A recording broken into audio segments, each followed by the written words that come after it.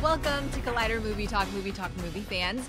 I'm your host, Ashley Mova, and this is the daily show. We give you all the latest news from the world of movies, plus some insight into what it all means. Leading on the show today, Mark Ellis. What a lovely singing voice Ashley has. She is 1-0 in the World Series. Welcome one and all to the best movie news show in the entire galaxy. My name is Mark. I am neither potato nor potato, but I am happy to welcome you guys to an amazing show in which we will talk about a new behind-the-scenes Last Jedi promo, a Winchester Mystery House trailer, and of course, Logan and X-23 goodness. Ashley, who is joining me on the panel today? Also here is Jon Schnepp. Well, let's call the whole thing tomato. Hey, what's going on?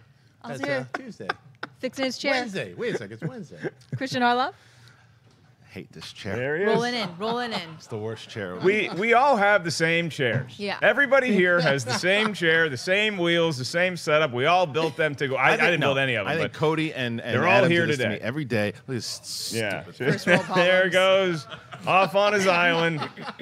Kristian's going to be turned into a donkey like the rest of them. Hopefully, Bunch of wires, his father like a Geppetto can busted rescue Radio him Shack. in time. And we will kick off with our Horse first crap. story today, which is... In a new interview with THR, Logan director James Mangold, producer Hutch Parker, and star Hugh Jackman weighed in on continuing X-23, aka Laura's story in a future spin-off movie from the Logan timeline. The director surprised fans with the news, saying there is more than just talks and a script is currently being written for the project, saying, Patty Jenkins' success with Wonder Woman only solidifies more for studios that there's less to fear with a female protagonist, says Mangold. The more that keeps getting hit home, that ends up giving me more space, turning around and going, well, here we are with a female protagonist. That's incredible. And what are we going to do with her? And that's where we are with that, the Laura script right now, dreaming. Mark, thoughts on a spin-off movie featuring X-23? Well, as I was enlightened at our pre-production meeting by the one, the only Mr. Jon Schnepp, is that they are, in fact, considering making the title of this movie, Laura, which makes all the sense in the world. I mean, obviously, James Mangold is very excited to have a female protagonist, particularly one that we're aware of from seeing Logan and how strong she was in that. And the ending of Logan, whatever you want to say about what its fate for Wolverine may have had, we got to see a new group of mutants go off into the world and perhaps have these incredible powers utilized to save the world or save a country or save a little village or whatever they can do. I think is an adventure that we want to see, particularly in that new tone. It's so cool. So seeing this and having Laura and X-23 be intricately involved in this story, whether the movie's going to be titled Laura or not, Schnepp, I think that this is the right way to go. And you can say that fans were surprised by the news. They might have been surprised that Mangold was talking about it. This does not come as a shock to me. No, it doesn't shock me either. In fact, I remember when Logan came out, and, you know, if you haven't seen Logan yet, definitely see it. I'm not going to spoil anything. Everybody's always like, you should not spoil stuff. I'm not You going do. You do. I do. You're right. I do. you do. But you know what? This movie's been out for over a year. I'm not going to talk about it. Anyway, there's an ending. Obviously, the movie ends. Things happen. And you know that she survives, I guess, because they're talking about making a movie with her. Laura. Daphne Keane, incredible actress. She's going to be 3 years older. I'd love to see the continuing stories. Obviously, they're going to move all of those kids forward. I don't know if they're going to like kind of make their own little Alpha Flight, which is this Canadian supergroup. So, I mean, I think it's great that James Mangold is taking this character and sees a new possibility, a brand new storyline with this character. I think he did a great job with Logan. I love that he came back after making the Wolverine and kind of plussed what he had already done and kind of rectified certain situations with that character and really gave Hugh Jackman a great way out as that character. And so I feel like this is kind of like a good year one for X-23. So I'm really excited to hear that they're going to keep that tone from Logan and move into Laura. They're keeping the tone, but Schnepp, let me ask you, do you think that this new movie is going to be rated R? Could they get away with an R rating? Do they need it for a Laura movie? Boy, you know, I mean, after seeing Logan, I kind of don't ever want to see anybody with razor claws not go that with that kind of like, you know, just, hey, it's kind of has to be R. And then if they cut it in a certain way where they can make it PG-13, I guess that would make sense. But I mean, Logan really was like, I think really the first Wolverine film that actually people who love the character Wolverine, not just because he like, you know, he's got blades for hands, but it's like, you know, seeing those kinds of things happen That's just what would happen if you fought Wolverine. It's cinema. So. Right. The closest thing I've ever seen to X-23 in this real actual life that we have is Kristian's daughter at karate class. She knows how to fight. So as somebody who's raising an X-23, Right. how do you feel about this movie? I like it, but what I also like is the fact that you mentioned that Hutch Parker is producing this. And Hutch Parker, Google it, he cut down a big tree with a Swiss Army knife with his cousin Teddy. Check that out. But also, Google that actually, right what you were talking about with Logan, you have to make this rated R. You have to. You cannot make this PG-13. It would be a disservice to the movie because we've already been established to this character, in this tone. So if it starts to bring it down, and you can't say, well, it's a kid. She was a kid in the first one. You have to do exactly that because what Mangold, the reason he was able to do what he could do, the handcuffs were off.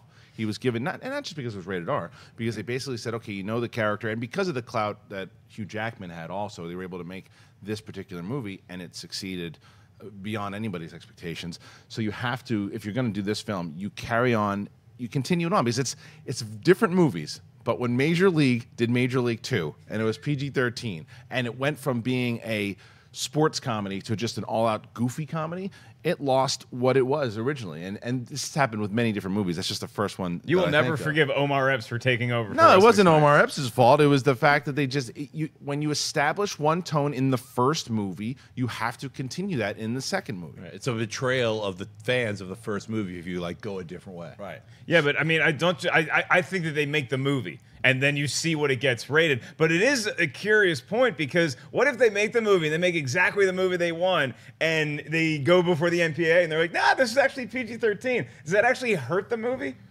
Just from a marketing standpoint. No, I mean, it's not necessarily, but it's.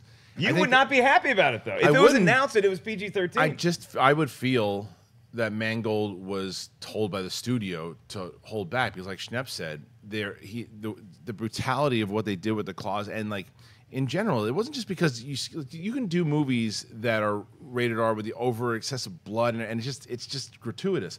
This had a purpose for everything that the movie was trying to tell, and the fact that how these mutants were created and the stuff that they went through and the struggle, and it was combined with all that. That doesn't necessarily mean that because of those struggles it has to be rated R, but because of the way that this tone was set up, it would be a disservice to continue the second one in a PG-13. Same like Deadpool. Deadpool was established already with rated R. A lot of arguments were made at this table that, yeah, it could have done PG-13 and been fine. Yeah. I don't think so, but a lot of people think that. And that would have been, let's see how it would have turned out. But if they do it now, if they made it PG-13, the second one, you're going to piss off a lot of fans, and it is a disservice to the way that you've already established the first movie. Yeah, honestly, I think that Deadpool would have had a harder time coming from R to PG-13 and keeping the spirit of it than Logan would have. But I don't think that you make a bad X-23 movie, even if you're going for PG-13 in this case. Ashley, we had a 17-year history with Wolverine utilizing the claws just on the big screen. Yeah. So do you think that there's going to be an appetite for a new character who has that resemblance? Well, I really want some more Hugh Jackman, but if I can't have someone, I guess I'll settle for this. But good for Daphne Keane. What is she, like a fetus and she's already succeeding? I think she did one thing before this and she's already, this is like success platter handed to you. That's amazing. It does lend the question, if you have the claws in the womb, or did she get those afterwards? That would be a rough delivery. It would be afterwards. But you know what? For sure. She's a great actress. That's why they're even making a sequel. If she wasn't a good actress, it would have been like, oh, we just barely scraped by. We cast the wrong person. She flatlined, but luckily we had Hugh Jackman. That's not the case. She's a star in the making, and so she's a discovery, and that's why she's getting her own movie, and she's going to be around for many years. Amazing. This is 23. We have bad news and good news. Bad news is we got to do cesarean. The good news is your kid's just going to handle it. Ta-da! All right, what's our next story? As we near the release of Star Wars Last Jedi, Lucasfilm via USA Today released a new behind-the-scenes look at Rian Johnson walking through the various sets and visiting with the many characters and creatures that will appear in the latest installment in the Star Wars saga. Johnson's take on Episode 8 is also commented on by stars of the film that include Mark Hamill, Daisy Ridley, John Boyega, and even the late Carrie Fisher. We'll see more as the marketing machine kicks into high gear ahead of its December 15th release date. Kristian, what do you think of the new behind-the-scenes video for The Last Jedi? It's on par with everything that they've been doing with the marketing of Rogue One, the marketing of The Force Awakens, and I kind of wish they wouldn't reveal Benicio del Toro this way. What? He's in the thing? Yeah, he's in it because the way that they reveal him, he's walking with Rose and Finn, and it's like, well, okay, so is he a good guy or is he a smuggler who helps them? Is he the Han Solo Episode 4? Like, you know, I like the fact that they were hiding him for so long. You're sure that's him? Yeah, that's You're him. sure that's him? Because Yes. it's one quick shot of them walking. It's Benicio del Toro. Okay. But 100%. I think so. Now, whether or not he's good guy, bad guy, that has not been determined, but it's a small thing. The main thing I got out of this was that it really it hammered home how much fun Rian Johnson had making this movie. And I think that it was, you could see him, and it's different. Like sometimes you just have people who are just, oh, I'm a Star Wars fan, so I was 12 and I did this movie, and man, I'm so happy. There's something different with this guy, is that I really feel, and I could be completely wrong by the end of December, but I feel like this is going to be a different Star Wars movie, and that's what a lot of fans have been hoping for, is a different Star Wars film. Rogue One, even though it's a different story, it was still the same Star Wars type of feel. This feels like a Rian Johnson movie from that first trailer that we saw. Then you see everything he's doing. He is the star of this piece. As where The Force Awakens, even though JJ did that particular documentary, and it was about everything, the star of this piece was Rian Johnson. And I still think Chewie looks young, but I like him. Well, it's hard to go back to 1980 and think about what a shift in tone that The Empire Strikes Back was from A New Hope, because we grew up watching those movies and we just kind of grew up accepting that as one trilogy, as opposed to like, wow, what a tonal shift. But trust me, 1980, it was. That's the rumor. And then with Rogue One, I do think that there was a big tone shift as well, because it still felt like you're a Star Wars movie, but we really felt the desperation of the rebellion in ways that I hadn't seen it before. It was more of a gritty, boots-on-the-ground type. But with this behind-the-scenes trailer, my takeaway is a lot like Harloff's, where Rian Johnson, if you just showed me Rian Johnson's movies that he's made, and then you show me like a picture of him just being like a little kid on set, I'd be like, hey, man, you guys got to control that grip. He's not like, but that's the director. That's the guy. He just looks so happy and bubbly to be on a Star Wars set, yet he's the one in charge of everything. And by all accounts, this was a flawless production from start to finish. I like seeing Kelly Marie Tran. I like seeing the new creatures. There's like this big thing towards the end that looks kind of like Okja, the Netflix thing, and it's that thing is in there too. So I love these behind the scenes because they just give us a quick little glimpse into some other life forms that we're going to be witnessing. But I mean, I love Star Wars. I cannot wait for this movie. So I didn't need this behind the snes, but it was a nice thing to wake up to, Schnepp. Now, is this the first time they showed Finn like an Imperial Guard? No, so that's already been out. He's been in a trailer, When he fights Phasma, he's in the guard. Got it. But he just wasn't wearing the hat. Right. So for us unobservant people like myself, I was like, wait a minute. So like now, he's definitely going to be, undercover, I guess. And, so yeah, for me, I loved seeing this behind the scenes thing. And I'm especially happy to see such a Star Wars nerd like Rian Johnson when he's talking about, like, I was playing with the Millennium Falcon when I was a kid, and now I'm in the cockpit, So I can only imagine that him being a giant Star Wars fan when he was a kid, he came up with his own stories, and maybe as now a writer-director was able to take some of those stories that he came up with when he was 10 or 11 and added them into the actual Star Wars mythology, because he did indeed write the film. So that's kind of my hopes and dreams. That would be so cool to eventually hear. He's like, this one like little story I came up with, I was able to add in to this movie. So I mean, yeah, we're gonna see it in 2 months. It's a great little teaser behind the scenes. Yeah, Ashley, it's funny how Star Wars does their marketing now, because you get a trailer and that's what everybody gushes about. But then these behind the scenes footage, it seems to really like ingratiate itself to the fans on a more personal level. Yeah, I love behind the scenes footage, especially seeing Carrie Fisher in there really pulled at the heartstrings. And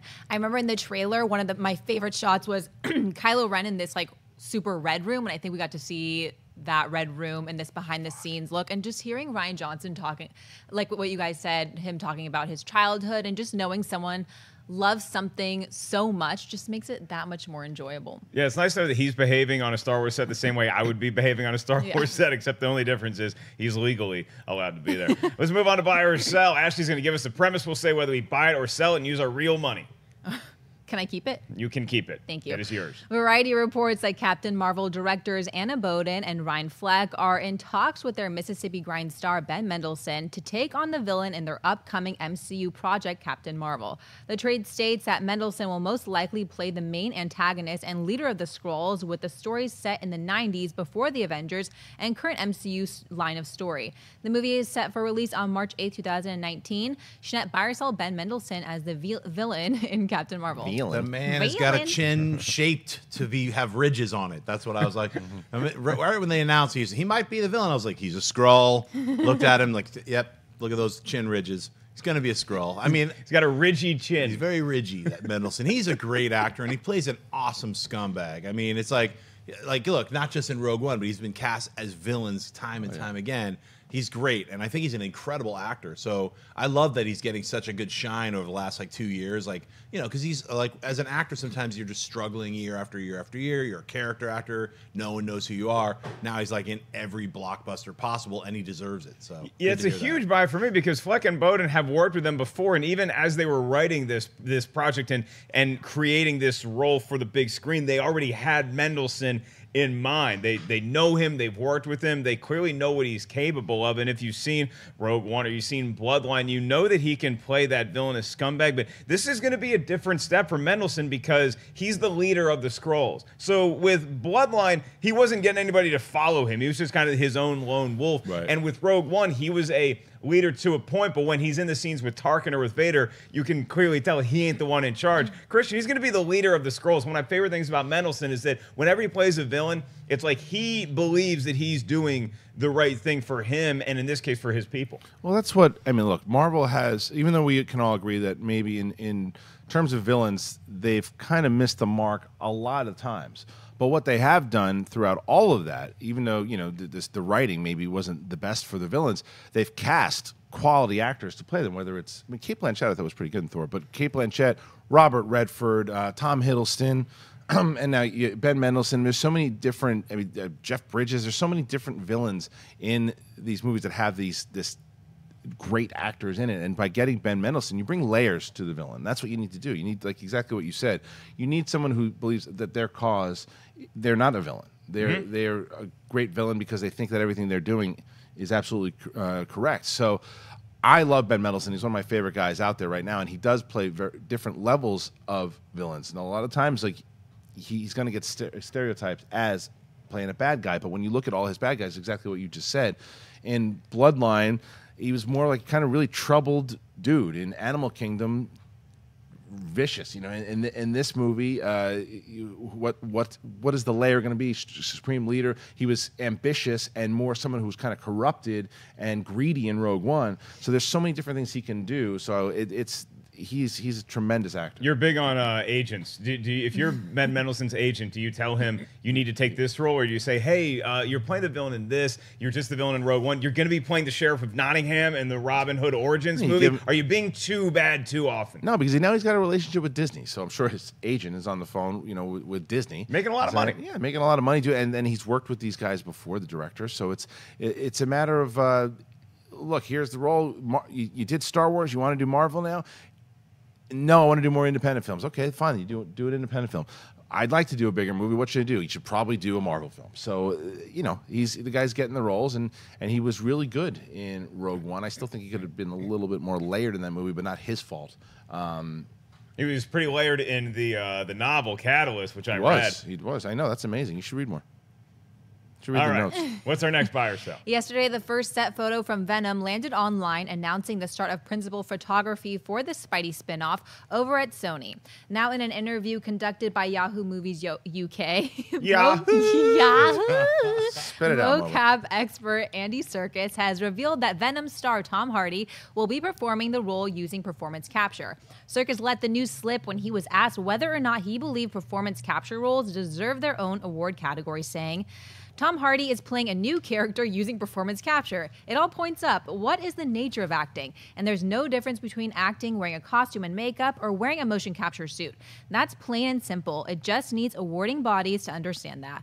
Mark, buy or sell the use of motion capture performance to bring Venom to life? I'll buy it. I mean, this is how we make movies now, is performance capture plays a huge role in a lot of the biggest films that we see, whether you're talking about the films that Andy Serkis has been involved in or a lot of projects going forward, like, for instance, Avatar. That's performance capture. There's so much that is utilized in that space now. I love that Venom is going to be incorporating that because it seems a lot more palatable, Schnepp, than just having some guy run around in a suit and trying to make that all practical. Right. As long as whoever the actor who's in the role embraces what is performance capture, and you could probably take a few notes from Andy Serkis, from Andy Serkis's tutelage. Do you think that Tom Hardy is going to be one of those guys that really gets the meat of what performance capture is? Well, Tom Hardy is certainly an incredible actor. I mean, I love everything that he does. Even if he's in a bad film, he sticks out as something that was good in that film. I love his series Taboo. I think him playing Venom, we're gonna see some kind of an undercurrent that we haven't seen perhaps with Topher Grace's Venom. That we don't have anything else to go by. So I think having Venom be motion capture is we're going to get that giant, weird, toothy, giant mouth with teeth and all, exactly what Venom's supposed to look like. But then we're going to get Tom Hardy acting that out, and then that being kind of pushed forward in this computer graphic kind of world that we live in with motion capture. I wonder if Andy Serkis's The Imaginarium, which is his company that does motion capture, is involved in bringing Venom to life.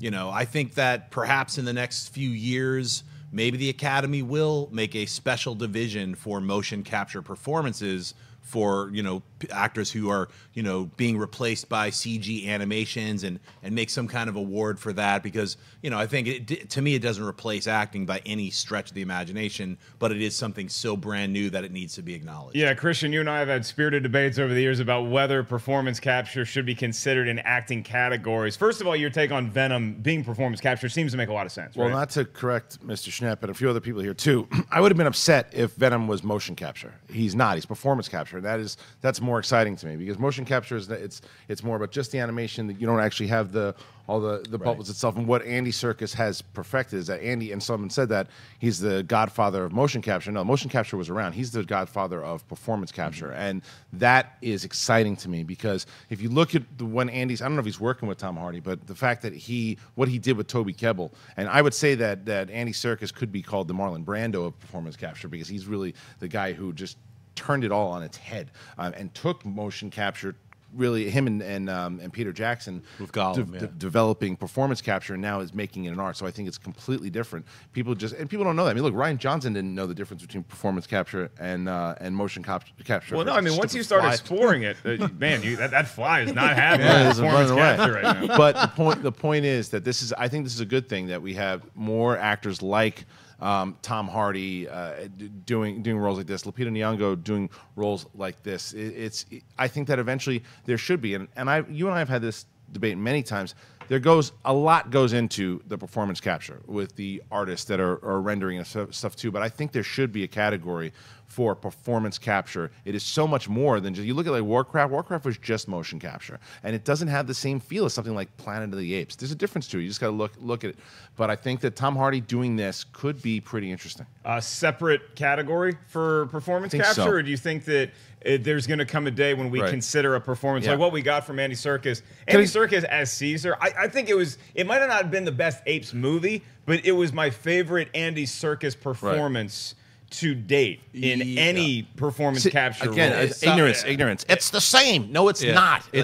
Talk to Andy Serkis. Told us. Andy Serkis as Caesar is not the same thing as an actor that with not CG replaced. It's not the same thing. So does it deserve its own category? We'll see how many more people like at the end of next year, are there like 30 people up for Oscars who are, you know, I'm playing an ape, I'm playing a weird creature with a giant tongue. It's like, then perhaps it's time to make a separate category for these awards shows. But it's not the same thing as a real actor. It's like it involves like a real actor plus all this transfer of information, CG people. It's not just pressing a button and the ape is there. I mean, that's my biggest argument. There's like hundreds of people manipulating light and shadows and lips and moving eyes, and so it's not the performance capture that's captured from the video camera directly to the cinema. There's a million tons of manipulation that's outside of, like, when you're an actor and you're just lit and there's a camera right there, that's being captured. This is a totally different mechanism. So I agree that he is great as an actor. He's a great actor, just standalone actor. He's also a really great performance capture actor. So I mean, I feel this debate will be an ongoing thing as performance capture becomes bigger and just more prevalent. You think that it's going to be a separate category in say 5-10 years? Down the road? Maybe because I think the technology is improving, and I think I remember like I was honored to be able to interview Andy for Dawn of the Planet of the Apes, and I asked him, is there going to be a time in performance capture where, let's say, they want to, Bruce Willis is pretty much retired from acting 10 years ago, but like if you wanted to make a young Bruce Willis in a new Die Hard movie, could you do it with somebody else? And he said, yeah, we're going to get to a place that, you put on the thing and you pretend that you're Bruce Willis, and that's Bruce Willis. And you already look what they've done just with the makeup, the Benjamin Button makeup with Robert Downey Jr., with Kurt Russell, Michael Douglas. Combine that with look, the one thing is with human beings, that's the hardest thing to trick with the eyes. That is the hardest thing to trick. Like, what's the valley you talk about? The uncanny valley. The uncanny valley with the eyes. It's like that's the hardest thing. Is even when you look at somebody like Tarkin and Rogue One, where it's great, and then the eyes just get a little glassy. Right. You know what's going to be an incredible film to watch and to see what the reactions are is Martin Scorsese's The Irishman, because that is taking these actors who are now like in their 70s and de-aging them by 30 years. We're going to see Robert De Niro and Joe Pesci like as 30 years ago. Now that's all like basically performance capture, but not like I'm an ape. I'm just me, but 30 years ago. That's where we're going to see like. That's what I'm saying. Yeah. Is that going to be Oscar worthy? That's where these kinds of lines are going to be crossed. Yeah, I don't think you're getting Pesci on the ground playing an ape anything. What am I, some kind of an ape? Right. What are you like making fun of me because I'm an ape? That's my banana. Hey, that's my banana. All right, we got one more buy or sell. What is it, Ash? CBS Films has released the first teaser trailer for the upcoming supernatural thriller Winchester, the House That Ghosts Built. Inspired by true events, the film stars Helen Mirren as Sarah Winchester, heiress to the Winchester fortune, and a woman who enacted a maniacal plan to construct a monstrous house on a 24-hour-a-day, 7-days-a-week schedule. But she didn't build the house for her family. Instead, she built it as a prison for hundreds of ghosts. The movie is directed by the Spielberg brothers and opens in theaters on February 2nd, 2018. Schnepp, buy or sell the first teaser trailer for Winchester? I buy it. So it was almost a shit rat moment, but I actually buy this trailer because I like the Spielberg brothers. I like the Winchester house is a real house. You can go visit it. It's actually a place. Mark Ellis has been there. He brought some ghosts back with him. But I mean this. It's really hard to I can't really 100% buy this trailer. It's just like ghosts, goblins, ghouls, the old mirror. Like, come on. Anytime they show you a mirror now, I'm like, get out of here. Don't do that little camera flippy. They're like, but this time it's not even oh my God, he's really. All right. So anyway, I might see it. I totally buy the way that Ashley had maniacal spelled in her Oh my God! Why are you looking at my notes? First, it looks like it's spelled like maniacal, and I've said that like once before on this Maniacal? show. I've said that once before. She spells. Don't say everything you want out loud. She spells maniacal. There's like With Y's Y. and K's With involved. a Y. It's fantastic. You got to. We watched the trailer before we went live. Do you think that this is going to be like a new franchise in horror movies of Adventures of the Winchester House? I don't know. The music in the trailer just seemed a little bit cheesy for me, but something I will say that it really intrigues me is when you say based on true events. Now, I don't know like how true these events there was a house. are. Yeah. There was a house. I'll tell you how true they are. Yeah. I want to hear more about the house. Look, a crazy lady had a lot of money and built a lot of rooms because she was bored. That's the story. I've been to the Winchester house. I actually went to a murder mystery at the Winchester house, sponsored by the one, the only, one of the great guitarists of all time, Kirk Hammett of Metallica, had a murder mystery. The murder mystery was atrocious because they got like the local San Jose players to come in and do the murder mystery, and they're reading the lines from their cell phone. Oh, no. Like, has anybody seen Mrs. Havenkamp? It's like, right. She didn't take her pills today. Wait a minute. Where were you in the room during the time of the murder? Right. It was great. Right. They have to learn their lines. They should learn their lines. They're not Bruce Willis. They haven't earned that. But the house itself, it's just like you walk through. Because I've been to the Whaley house in San Diego. Now that is a haunted house. The Winchester house is just a weird house. So just in the setting of a movie, I will buy the flick because it's going to be scary and it's a cool haunted house. But the actual house, it's just a place where you can go and chill. I'm going to buy it because I think that what they're this follows what I'm starting to like more about current horror movies is that they're not going the cheap way of just getting unknown actors who bad actors a lot of the times, throwing in the same normal cliche stuff. They're getting Helen Mirren and Jason Clarke, which right then and there I'm intrigued because they're not necessarily, I mean, Helen Mirren is, but not necessarily huge, big movie stars, but really great actors. The trailer was okay, but what it did was it got me interested to see how Helen Mirren's going to play this creepy lady and what's going to happen with Jason Clarke. And it's a movie that I think that I would much rather see now because I know that they're in it. But the trailer was, like you said, you've seen it. It's like, okay, now we're just going to see really good actors doing the same kind of tropes. But are you saying that the San Jose Repertory Theater is not on the same par as Helen Mirren and Jason Well, Clarke? I didn't get to witness that. Oh, it was beautiful. Kristian, you bring up a really good point. Thank you, Schnepp. One of the things for me, I love horror films, is like, look, Helen Mirren is basically playing the Karen Black role. Like, so, like what you just said is completely true. They are like taking these basically B movies and like just throwing in better actors, but the actors are going to be basically saying the same kind of lines and playing the same kind of characters that in the 70s and 80s, a lot of the repertory house actors who played these kind of roles in horror film after horror film were like, oh, that actor's in it, or oh, that actress is in it. So when I saw Helen Mirren pop up, I was like, I love Helen Mirren. She's an incredible actress.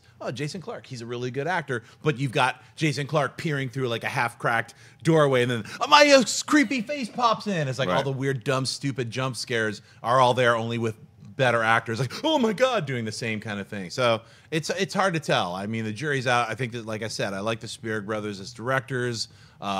They're doing the Jigsaw movie. They are. So we're going to be able to see what they've got popping like in about 4 days. So. Yeah, I think that this like Helen Mirren is why I buy this show. And if you were asking about the San Diego house, that's called the Whaley House. It's in Old Town San Diego. Such a creepy vibe in there. Regis Philbin, early in his broadcasting career, stayed a night in there as part of a TV stunt, and he said that he is never setting foot inside that house again. So that's a real haunted house for all you kids at home.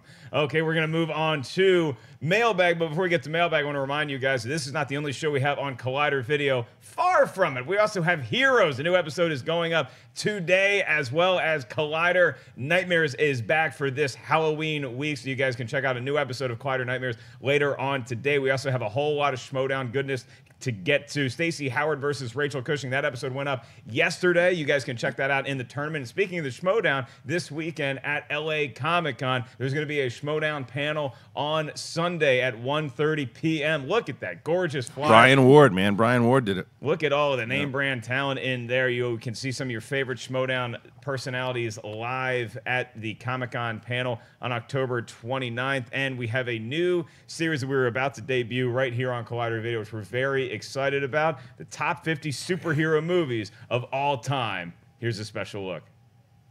Here's a sneak preview of the top 50 superhero movies of all time. This movie is one of the most underrated movies of all time. This is a really good comic book movie. No, this is not the right number for this movie. It works on so many different levels, not just as a translation of a great graphic novel. There's something really special about seeing those characters come to life. This could be the best villain we've seen ever. I would call this probably the worst villain. It's one of the best superhero films I've ever seen. No, this is not a good movie. We're going to talk about Batman v Superman whether you like it or not.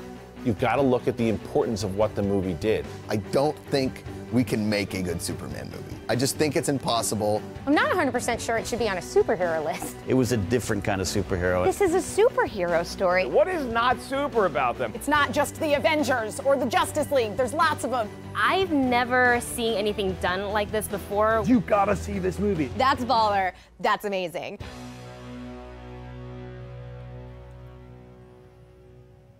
November 1st is the date for the top 50 superhero movies of all time. It was fun just watching that promo. I haven't seen it before, and watching Schnepp and Kristian actually root for their favorite superhero movies of all time while we're airing the promo. Heated debates, by the way. Hopefully. Oh, yeah. Ninja Turtles 2, Secret of the Ooze, makes it somewhere on that list because Vanilla Ice deserves it. Stranger Things 2, we have a spoiler-free review that is now up on the channel. And last but certainly not least, we have a contest for our Los Angeles readers of Collider.com. You can win free tickets to an upcoming War for the Planet of the Apes screening. It's a special Q&A with a lot of celebrity talent that helped work on the movie. That Collider Q&A, you can get tickets at Collider.com and see how you can possibly enter for a chance to win free tickets if you're going to be in the Southern California area.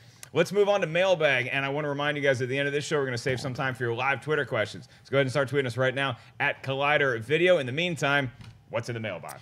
Quinn Lightfoot writes, "Hey Collider, my question is, I believe Ryan Reynolds had an amazing performance as Deadpool. He played the character to a T.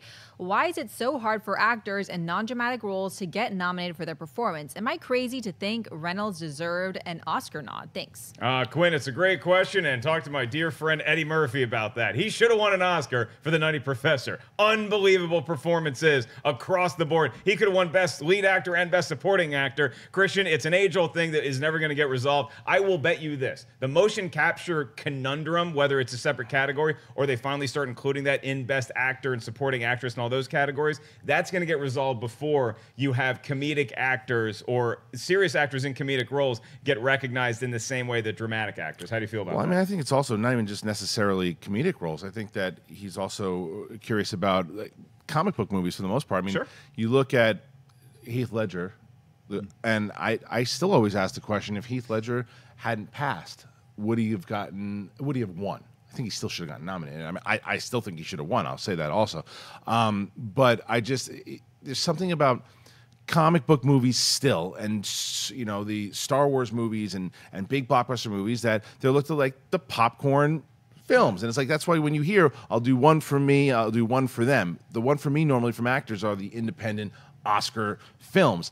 And they're not thinking that the blockbuster movies could ever be nominated. And I don't think that should be the case, because I think that's what we were just talking about before with Ben Mendelsohn. You put a guy like Ben Mendelsohn in because you want to get that kind of performance in your movie. It elevates your film. It makes the film more serious. And a credit also to Christopher Nolan, who made, and Bryan Singer also, but made the superhero movies more serious. Richard Donner, the same thing.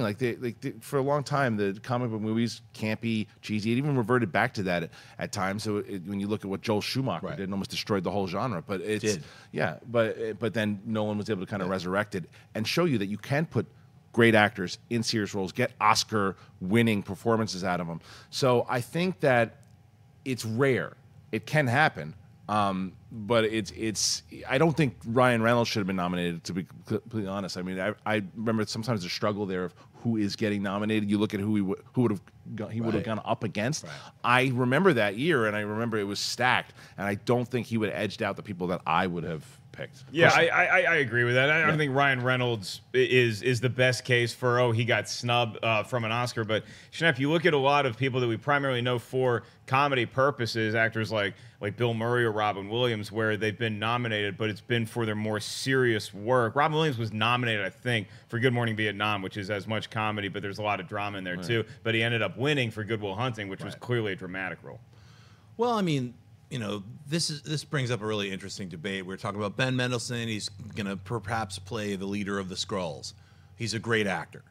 I mean, in that movie, in the Captain Marvel film, are there going to be enough dramatic sequences where what is the Skrull thinking, and what are we going to get inside the Skrull's mind? Are we going to care enough about that Skrull to actually even nominate that Skrull acting of Ben Mendelsohn for an award as a supporting cast member, when you have all these other, like you said, biopics or serious films about serious natures, which is usually what get nominated for Oscars. Now, you have the Golden Globes, where there's like comedy films or a musical, where you're like, why is that even, why do they combine? Yeah.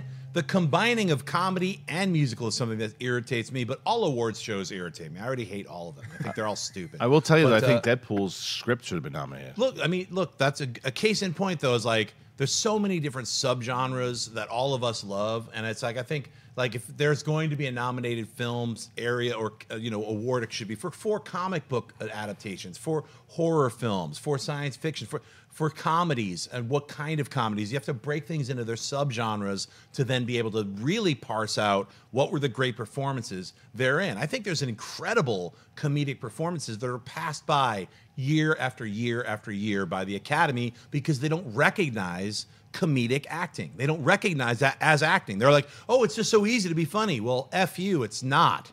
Those people are super talented, and they're passed by every year. It's not just Ryan Reynolds in Deadpool. I think all of these awards shows suck. What was a better performance comedically? Ryan Reynolds in Deadpool or Nuclear Man in Superman 4?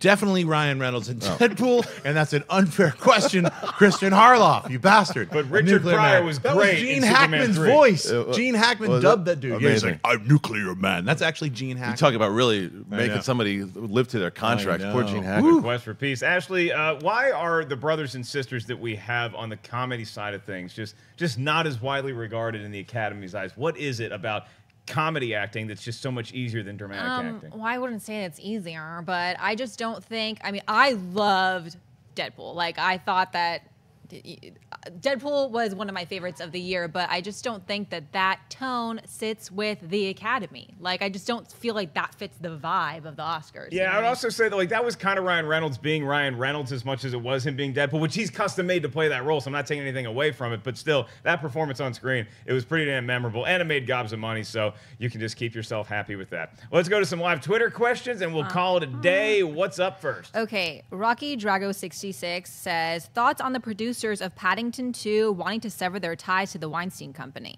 Good. I think a lot of people should be wanting to sever their ties with the Weinstein Company because there's a whole lot of dirt going on there that still has yet to see the light of day, and obviously all the news with Harvey Weinstein recently. So I think it makes sense, especially with a kid-friendly movie like Paddington 2, get the hell out of there. Yeah, it makes a lot of sense. I mean, it's regardless. I don't care if they fired him or parted ways with him, or if the rumors are true. His brother was the one that threw him under the bus. Who the hell cares? Get out of there. And like you said, it's a family film, and right now, whether or not the Weinstein Company should go away forever is another conversation, but there might be a situation that they bring good people in there and new people in there to rebuild that company. But that doesn't mean that you should stay there now. There is a lot of stink on that company. Get the hell out of there. Paddington is too good for the Weinstein Company right now, so I applaud them for doing it. I think they should, and somebody should pick it up because Paddington 1 was awesome. Paddington is a great movie, and it's leaving the Weinstein Company because, Schnepp, whatever you want to say about whether the other partners in the Weinstein Company were aware of who Harvey Weinstein was, the monster that he was, it doesn't mean, whatever you believe about that is fine. It doesn't mean that a movie needs you, especially a movie like Paddington 2, which was a very successful first flick, so you're going to be able to go wherever you want.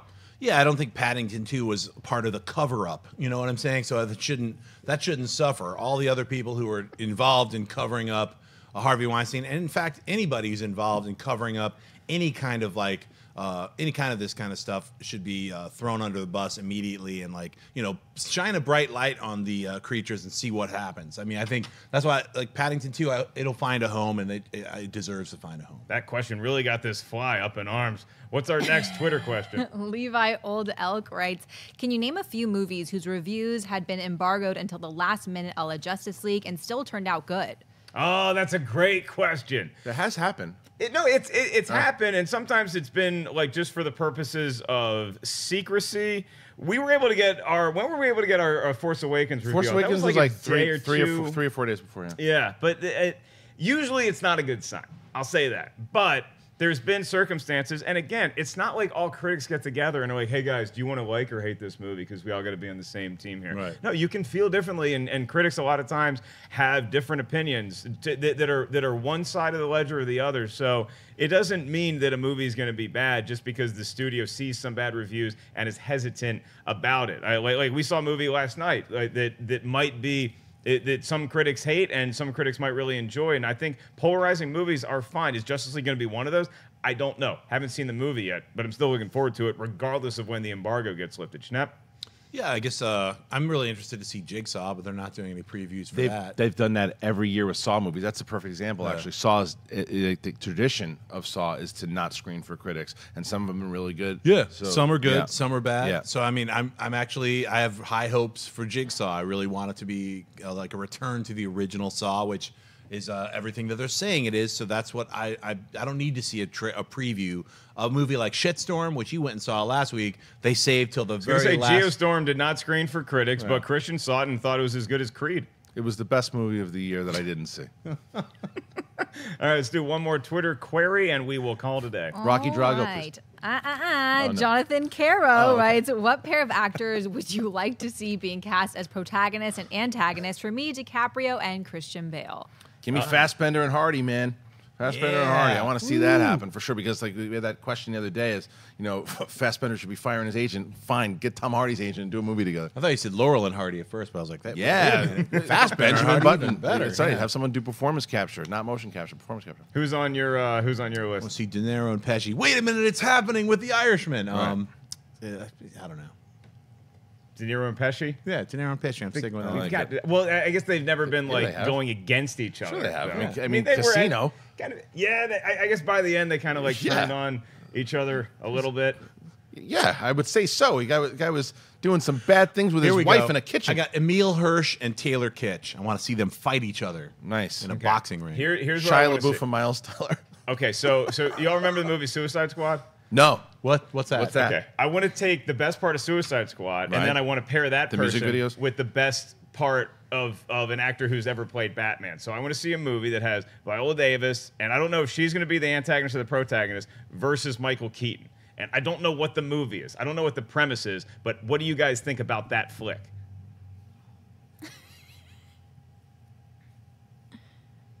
Appropriate way to end the show here on Collider Movie Talk. Thank you guys so much for tuning in to Collider Movie Talk here on a Wednesday. I want to thank everybody working hard behind the scenes, as well as everybody up here with me at the desk. First of all, The Fly. Where can everybody find you? Zip, zip, zizzy.